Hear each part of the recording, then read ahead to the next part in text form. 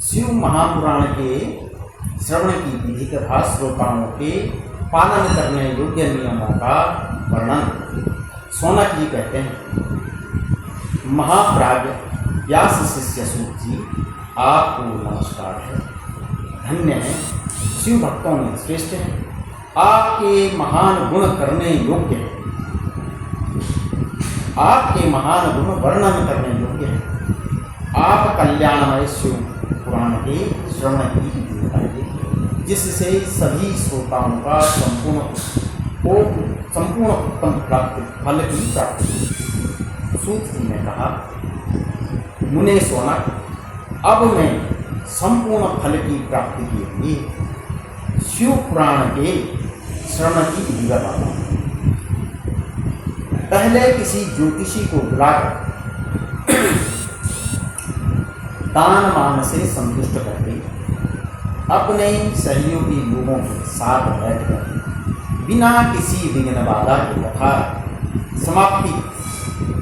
की समाप्ति होने के उद्देश्य से शुद्ध मुहूर्त का निर्धारण कराइए और प्रयत्न पूर्वक देश देश में स्थान स्थान पर यह संदेश भेजें कि हमारे यहाँ शिव पुराण की कथा होने वाली है।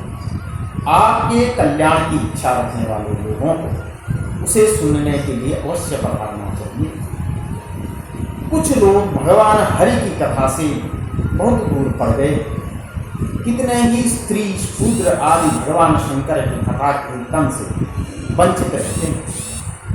उन सबको भी सूचना जाए और ऐसा प्रबंधन करना चाहिए कि देश देश में जो भगवान शिव के भक्त हों तथा भगवान कथा के कीर्तन और श्रवण के लिए उत्सुक हों, उन सबको आदर पूर्वक बुलवाना चाहिए।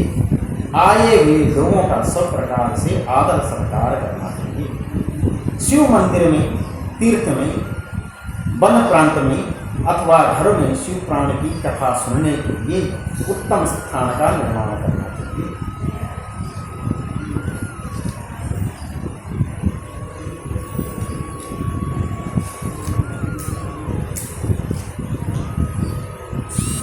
कथा श्रवण में अधिकार खंभों से सुशोभित कथा मंडप तैयार कराएं, उसे सब फल पुण्य आदि तथा सुंदर चंदों से अलंकृत करें। चारों ओर ध्वजा पताका लगाकर तरह तरह के सामानों से सजाकर सुंदर शोभायमान संपन्न कराएं। भगवान शिव के प्रति 100 प्रकार से उत्तम भक्ति करनी चाहिए। यही सब तरह से आनंद का विधान करने वाली है। भगवान परमात्मा भगवान शंकर के लिए दिव्य आसन का निर्माण करना चाहिए तथा कथावाचक के लिए भी एक स्थान दिव्य आसन बनाना चाहिए जो उसके लिए सुखद हो सके। उन्हें नियम पूर्वक कथा सुनने वाले श्रोताओं के लिए भी यथा योग्य सुंदर स्थानों की व्यवस्था होनी चाहिए। अन्य लोगों के लिए साधारण स्थान ही रखने चाहिए, जिससे मुख से निकली हुई वाणी देहधारियों के लिए कामधेनु के समान अभिष्ट फल देने वाली होती है। उस प्राणनेता विद्वान वक्ता के प्रति तुच्छ बुद्धि कभी नहीं करनी चाहिए। संसार में जन्म तथा गुणों के कारण बहुत से गुरु होते हैं, परंतु उन सब में पुराणों का ज्ञाता विद्वान ही परम गुरु माना गया है। पुराण वेता पवित्र, दक्ष, शांत, ईर्ष्या पर विजय पाने वाला साधु और दयालु होना चाहिए। ऐसा प्रवचन कुशल विद्वान इस पुण्यमयी कथा को कहे। सूर्योदय से आरंभ करके 3:30 पहर तक उत्तम बुद्धि वाले विद्वान पुरुष को शिव पुराण की कथा संत की रीति से बांटनी चाहिए। मध्याह्न काल में 2 घड़ी तक कथा बंद रखनी चाहिए, जिससे कथा कीर्तन से अवकाश पाकर लोग मलमूत्र का त्याग कर सकें। कथा प्रारंभ के दिन से 1 दिन पहले व्रत ग्रहण करने के लिए वक्ता को क्षौर करा लेना चाहिए। जिन दिनों कथा हो रही हो उन दिनों यत्न पूर्वक प्रातः काल का सारा नित्य कर्म संक्षेप से ही कर लेना चाहिए।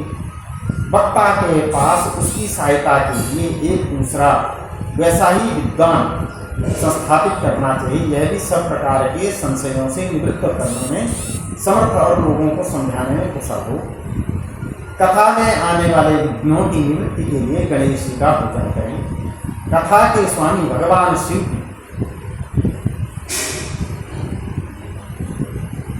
तथा विशेषतः पुराण की पुस्तक की भक्तिभाव से पूजा करें।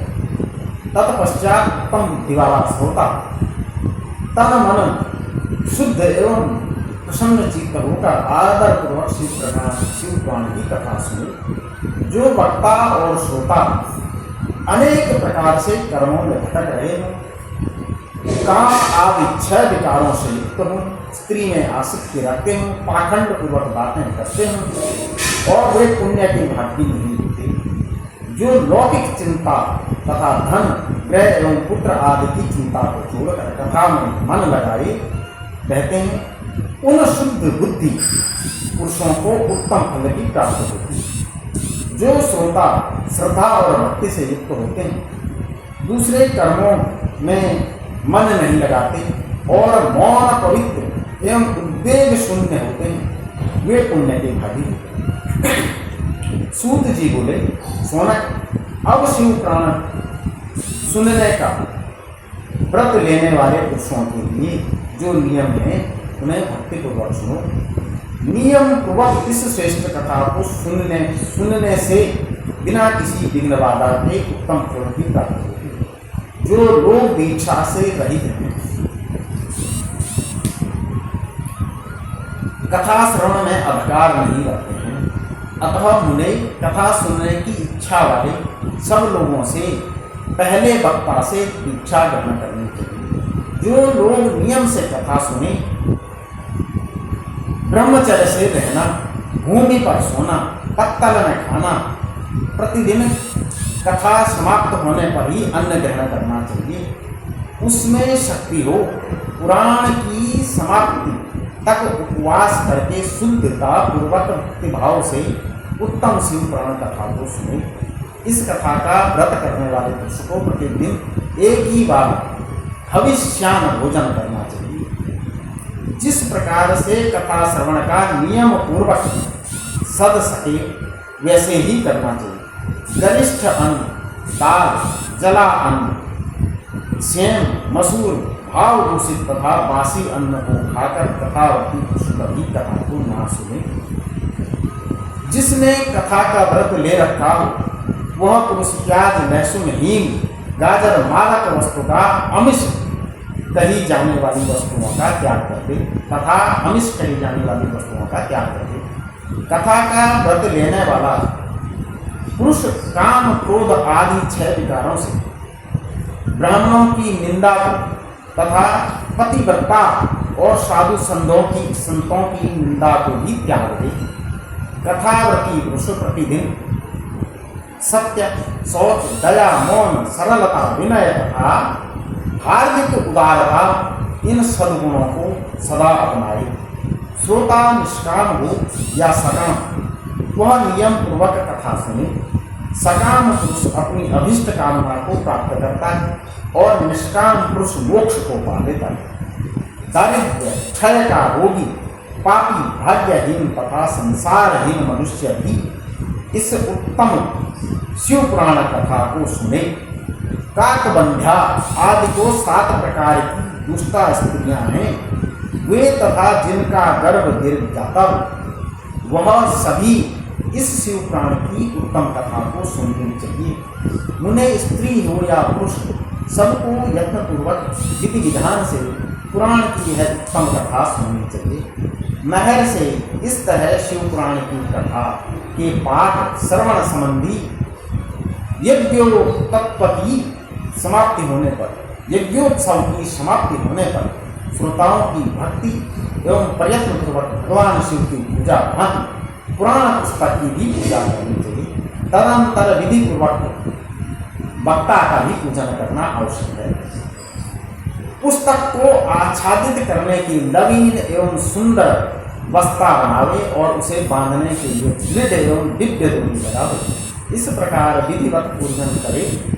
मुनि श्रेष्ठ इस प्रकार उत्सव के साथ पुस्तक और वक्ता की विधिवत पूजा करके वक्ता की सहायता के लिए स्थापित हुए पंडित का भी उसी प्रकार धन आदि के द्वारा उससे भी कुछ कम ही सत्कार करे।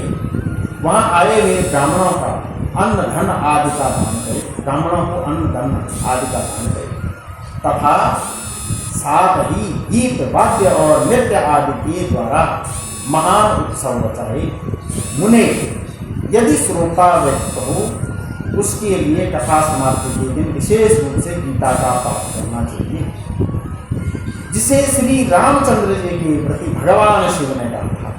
यदि श्रोता गृहस्थ हो तो उस बुद्धिमान को उस श्रवण कर्म की शांति के लिए शुद्ध भविष्य के लिए भविष्य के द्वारा होम करना चाहिए। मुने रुद्र संहिता के प्रत्येक श्लोक द्वारा होम करना उचित है तथा गायत्री मंत्र से होम करना चाहिए, क्योंकि वास्तव में यह पुराण गायत्रीमय ही है अथवा शिव पंचाक्षर मूल मंत्र से हवन करना उचित है। होम करने की शक्ति न हो तो विद्वान पुरुष यथाशक्ति हवनीय भविष्य का ब्राह्मण को दान करे। न्यूनाधिकायुक्त दोष की शांति के लिए भक्ति पूर्वक शिव सहस्त्र नाम का पाठ अथवा श्रवण करे। इससे सब कुछ फल प्राप्त होता है, इसमें संशय नहीं है, क्योंकि तीनों लोकों में उससे बढ़कर कोई वस्तु नहीं है। कथा श्रवण संबंधी व्रत की संपूर्णता की सिद्धि के लिए 11 ब्राह्मणों को मधु मिश्रित खीर भोजन कराए और उन्हें दक्षिणा दे। मुनि यदि शक्ति हो तो तीन तोले सोने का एक सुंदर सिंहासन बनवाए और उस पर उत्तम अक्षरों में लिखी हुई अथवा लिखाई हुई श्री पुराण की पोथी विधि पूर्वक स्थापित करे। तत्पश्चात पुरुष उसकी आवाहन आदि विविध उपचारों से पूजा करके दक्षिणा करे। फिर जितेंद्रिय आचार्य का वस्त्र आभूषण गंध आदि से पूजन करके दक्षिणा सहित या पुस्तक उसे समर्पित करके उत्तम बुद्धि वाला श्रोता इस प्रकार भगवान शिव के संतोष के लिए पुस्तक का दान करे। सोनक इस पुराण के उस दान के प्रभाव से भगवान शिव का अनुग्रह पाकर